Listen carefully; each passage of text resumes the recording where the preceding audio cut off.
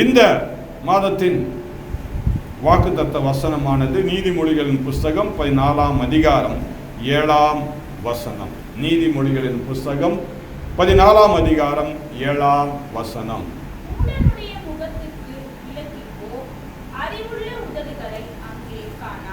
மூடனுடைய முகத்துக்கு விலகிப்போ, அறிவுள்ள உதடுகளை அங்கே காணாய். ஒருவேளை இந்த வசனம் மூடன் என்று சொல்லும் பொழுது, இன்றைக்கு எல்லா இடத்துலையும் சின்ன வயசுலேருந்து நான் பார்த்துருக்கிறேன். ஏப்ரல் 1ஆம் தேதி வந்தால் என்ன சொல்லுவாங்க? ஏப்ரல் ஃபூல் அப்படின்னு சொல்லி ஒரு கிண்டல் அடிப்பார். இன்றைக்கும் பிள்ளைகள்லாம் அப்படி தான் விளையாடிட்டு இருக்கிறாங்க. வாலிப பிள்ளைகளும் அப்படி தான் விளையாடிட்டு இருக்கிறாங்க. ஏப்ரல் ஃபூல், ஏப்ரல் ஃபூல் அப்படின்னு சொல்லுவாங்க. ஆக ஏப்ரல் 1ஆம் தேதியிலேருந்து 3ஆம் தேதி வரைக்கும் ஃபூல் ஃபூல் ஃபூல் ஃபூல்னு எல்லாரையும் ஃபூல் ஆக்கிட்டு இருப்பாங்க. இதை தான் இந்த அருமையான ராஜா சாலமன் ராஜா எழுதும் பொழுது, இந்த நீதிமொழிகளை எழுதும் போது அவர் என்ன சொல்லுகின்றார்? மூடனுடைய முகத்துக்கு விலகி போ. உன்னை ஃபூலுன்னு சொல்றான் இல்லையா, ஏப்ரல் ஃபூல் உன்னை சொல்றான் இல்லையா, உன்னை மூடன் சொல்றான் இல்லையா, அவனுக்கு விலகி போ, விலகி போன்னு சொல்லிட்டு அவர் சொல்றாரு. அவரு அறிவுள்ள உதடுகளை அங்கே காணாய். அப்படி சொல்றவனுக்கு என்ன இல்லை?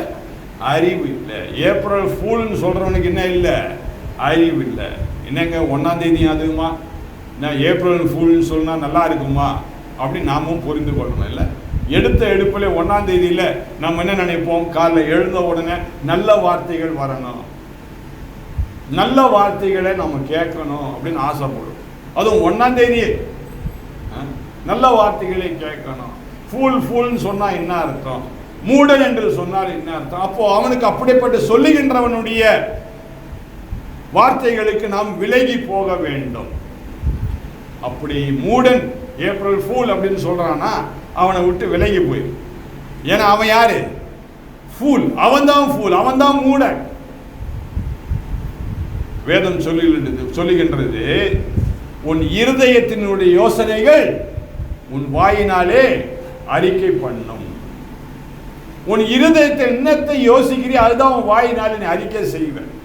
அதனால அவன் ஏப்ரல் ஃபூல் அப்படின்னு உன்னை பார்த்து சொன்னா அவன் இருதயம் முழுக்க என்ன இருக்குது?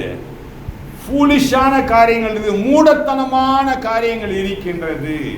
ஆக அப்பேற்பட்டதை விட்டு நீ விலகி போ. அதுதான் நமக்கு நன்மை. இந்த ஏப்ரல் மாதத்தில் ஆண்டவர் நமக்கு கொடுக்கின்றது அருமையான ஒரு எச்சரிப்பு. யாரெல்லாம் உனக்கு மூடன் என்று தெரிகின்றார்கள் அவர்களை விட்டு விலகி போ. அவங்களோடு கலப்பட வைத்துக் கொள்ளாதே. அவர்களோடு கூட பேசிக்கொண்டு, அவர்களோடு கூட நட்பு வைத்துக் கொண்டு, அவர்களோடு கூட நாம் சஞ்சரிக்கும் பொழுது, அவர்களோடு கூட நாம் வாழும் பொழுது நாமளும் முட்டாளாக மாறிவிடுவோம். ஆகவே இந்த புதிய மாதத்திலே முட்டாள்கள் என்று சொல்லி நாம் யாரை நினைக்கின்றோமோ, மூடர்கள் என்று யாரை நினைக்கின்றோமோ அவர்களை விட்டு விலகுவது நமக்கு நன்மையான காரியம். காரணம் என்ன? அவர் சொல்லுகின்ற காரியம் என்ன? அறிவுள்ள உதடுகளை அங்கே காணாய். அறிவுள்ள வார்த்தைகள் அவன் வாயிலிருந்து வராது.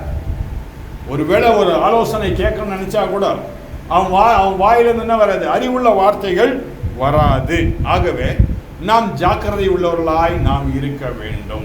அப்படி என்றால் நாம் மூடர்களாய் இல்லாமல் இருப்பதற்கு வேதம் கூறும் சில அறிவுரைகளை இந்த காலை நேரத்தில் உங்களுக்கு முன்பதாக நான் வைக்க விரும்புகின்றேன். எடுத்துக்கொள்ளுங்கள். நீதிமொழிகள் புஸ்தகம் 15ஆம் அதிகாரம் 5ஆம் வசனம். வேதம் சொல்லுகின்றது, மூடன் தன் தகப்பன் புத்தியை அலட்சியம் பண்ணுகிறான், கடிந்து கொள்ளுதலை கவனித்து நடக்கிறவனோ விவேகி. மூடன் தன் தகப்பன் புத்தியை அலட்சியம் பண்ணுகிறான்.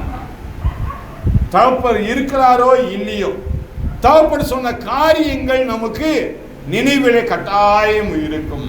ஆகவே மூடன் என்ன செய்வானா? தகப்பன் புத்தியை அலட்சியம் பண்ணுகின்றான். தகப்பன் சொல்லிக் கொடுத்த காரியங்களை அலட்சியம் பண்ணுகின்றான். நீ உண்மையான அறிவுள்ள பிள்ளையாக நீ இருப்பாயானால் தகப்பன் சொல்லுவதை நீ கேட்க வேண்டும். தாயின் தகப்பனும் ஆண்டவர் நமக்கு கொடுக்கப்பட்டவர்கள். அவர்கள் மூலமாக தான் இந்த உலகத்திற்குள்ளாக நாம் வந்திருக்கின்றோம். ஆக தாயின் தகப்பனுக்கு நீ அடங்கிதான் நடக்க வேண்டும். நான் படிச்சுட்டேன், நான் இப்போ நிறைய சம்பாதிக்கிறேன், நான் பெரிய பதவியில் இருக்கிறேன், நான் வேற ஒரு குடும்பத்தில் இருக்கிறேன், எனக்கு திருமணம் ஆயிடுச்சு, என் குடும்பம் வேற, அதனால என் தாய் தகப்பனுடைய பேச்சை நான் ஏன் கேட்கணும் அப்படின்னு நாம் நினைப்போமானால் நம்மை போல முட்டாள் யாருமே இல்லை. நான் சொல்லலை, வேதம் சொல்லுது. மூடன் தன் தகப்பன் புத்தியை அலட்சியம் பண்ணுகிறான். ஆக நாம் நம்முடைய தாய் தகப்பனுடைய புத்தியை கேட்கின்ற மக்களாக நாம் இருக்க வேண்டும். இன்றைக்கும் ஒருவேளை இத்தனை வயதானாலும் என் தகப்பன் எனக்கு என்ன சொல்லி கொடுத்தாங்க நான் நினைவில் கொள்வேன். இவைகள்லாம் தகப்பனுக்கு பிடிக்குமா, அந்த காரியத்தை மட்டும் நம்ம செய்வோம் என்கின்ற உணர்வு எனக்குள்ளே இருப்பதினாலே, ஆண்டவருடைய பெரிதான கிருபையினாலே அறிவுள்ளவனாக வாழ்வதற்கு தேவன் கிருபை பாராட்டுகின்றார். ஆக நீ அறிவுள்ளவனாக இந்த உலகத்தை நீ வாழ வேண்டும் என்றால் உன் தாய் தகப்பனுடைய புத்தியை நீ கேட்க வேண்டும். அடுத்ததாக வேதம் சொல்லுகின்ற காரியத்தை நீங்கள் பார்ப்பீர்களானால் நீதிமொழிகளின் புஸ்தகம் 14ஆம் அதிகாரம் 9ஆம் வசனம். மூடர் பாவத்தை குறித்து பரியாசம் பண்ணுகிறார்கள். மூடர் முட்டாள்கள் பாவத்தை குறித்து பரியாசம் பண்ணுகின்றார்கள். 9ஆம் வசனம் 14:9. அப்படி என்றால் பாவம் என்பதை குறித்து அவர்களுக்கு ஒரு பெரிதாக தெரியாது. அது என்னப்பா, அதில் ஒரு பொய் சொன்னா என்ன, அதில் ஒரு கெட்ட வார்த்தை சொன்னா என்ன, அவனை உதைச்சாதான் என்ன, இப்படி யார் சொல்லுவா? மூடர்கள் சொல்லுவார்கள், முட்டாள்கள் சொல்லுவார்கள். ஆக இப்பேற்பட்ட முட்டாள்களோடு கூட நாம் என்ன செய்யக்கூடாது? உறவு கொள்ளவே கூடாது. பாவத்திற்கு நேராக நம்மை அழைத்து கொண்டு போவார்கள். ஆகவே பரிசுத்தமான வாழ்க்கை வாழ வேண்டும் என்று விரும்புகின்ற நாம் இப்படிப்பட்ட மூடருடைய தவறான காரியத்தை செய்யக்கூடியவர்களை நாம் நம்ம அருகே வைத்துக் கொள்வது அது சரியல்ல. இந்த ஏப்ரல் மாதத்தில் தேவன் நமக்கு கொடுக்கும் ஆலோசனை என்னவென்றால், இப்பேற்பட்ட மூடர்களை நம் கூட வைத்துக் கொள்வதை காட்டிலும் அவர்களை விட்டு விலகி இரு. அதனால்தான் அவர் சொல்லுகின்றார், நமக்கு இந்த மாதத்தின் வாக்குத்தத்தம் என்ன? மூடனுடைய முகத்திற்கு விலகிப்போ.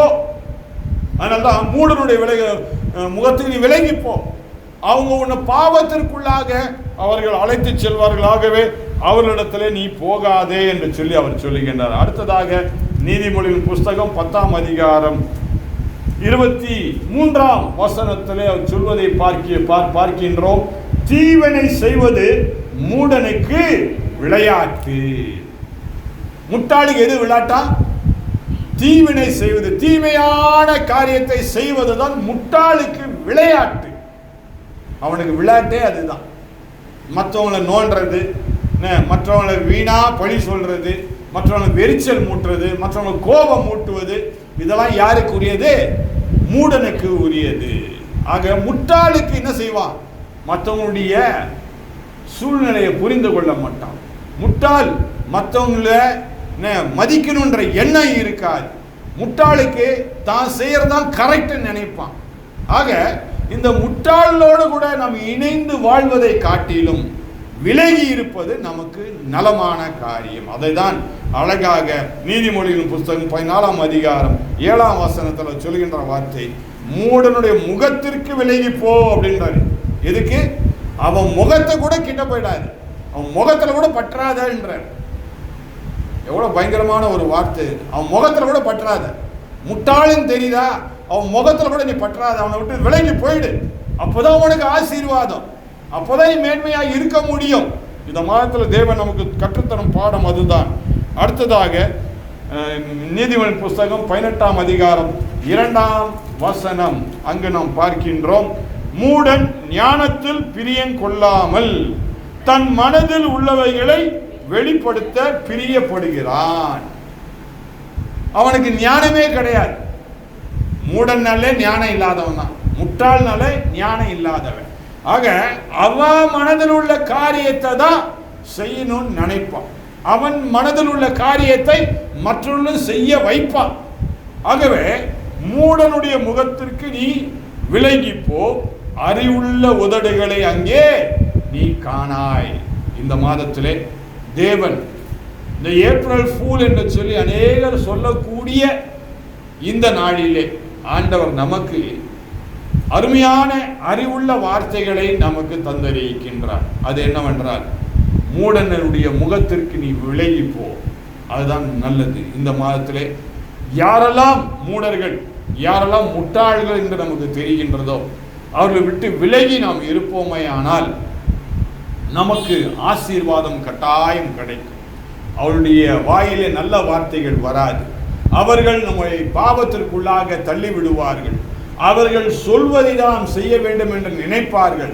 ஆகவே முட்டாள்களை விட்டு விலகி இந்த மாதத்திலே அறிவுள்ள ஜீவன்களாய் நாம் வாழும்படியான பாக்கியத்தை தேவன் நமக்கு தந்து நம்மை ஆசீர்வதிக்க ஆண்டவரிடத்தில் இந்த காலை நேரத்திலே நாம் மன்றாடுவோம். கண்களை மூடி நாம் செபிப்போம். பிதாவே, இந்த நல்ல காலை நேரத்திற்காக நாங்கள் நன்றியோடு கூட துதிக்கின்றோம். இந்த நல்ல நாளிலும் ஆண்டவரே, ஏப்ரல் ஃபூல் என்று சொல்லி அநேகர் ஒருவரை பரியாசம் பண்ணி கொண்டு இருப்பார்கள். அப்பா, அவர்களை விட்டு நாங்கள் விலகி அவருடைய முகத்திற்கு கூட அவங்க முகத்தில் கூட நாங்கள் படக்கூடாது. அப்பேற்பட்டவர்களோடு கூட நாங்கள் இணையக்கூடாது. முட்டாள்களோடு இணைவது நல்லதல்ல என்று சொல்லி இந்த காலை நேரத்தில் நீர் எங்களுக்கு கற்றுத்தந்தமைக்காக கொடான கொடி ஸ்தோத்திரம் ஆண்டவரே. ஆமாண்டவரே, அப்பேற்பட்ட நல்ல காரியத்தை எங்கள் வாழ்விலே நாங்கள் செய்து எங்கள் வாழ்நாள் முழுதும் ஆண்டவரே, விசேஷமாக இந்த ஏப்ரல் மாதத்தில் உம்முடைய ஆலோசனைப்படி நாங்கள் நடந்து எங்களுடைய தாய் தகப்பனுடைய புத்தியை நாங்கள் கேட்டு எங்கள் வாழ்விலே எல்லாவற்றிலும் நன்மையை பெற்றுக்கொள்ள என் தேவன் தாமே நீர் கிருபை பாராட்ட வேண்டுமாய் ஜெபிக்கின்றோம். உமக்கு எல்லா துதிகன மகிமை நாங்கள் செலுத்துகின்றோம். மீட்பர் இயேசு கிறிஸ்துவின் நாமத்தில் ஜெபிக்கின்றோம் எங்கள் நல்ல பிதாவே, ஆமென். எல்லா புத்திக்கும் மேலான தேவ சமாதானம் உங்களோடு கூட இருந்து நீங்கள் தேவனையும் அவருடைய குமாரனாகிய நம்முடைய நாதர் இயேசு கிறிஸ்துவை அறியும் அறிவிலும் அன்பிலும் நிலைத்திருக்கும்படி உங்கள் இருதயத்தையும் சிந்தையும் காக்க கடவது பிதா, குமாரன், தூய ஆவியானவர் தாமே உங்களோடு கூட இருந்து இந்த ஏப்ரல் மாதம் முழுக்க உங்களுக்கு நல்ல ஆலோசனையை தந்து இதன் மூலமாக உங்கள் நடக்கையிலே நீங்கள் ஆண்டவரை மகிமைப்படுத்தும் வாழ்வை தந்து உங்களை ஆசீர்வதித்து உங்களை வழி நடத்துவாராக.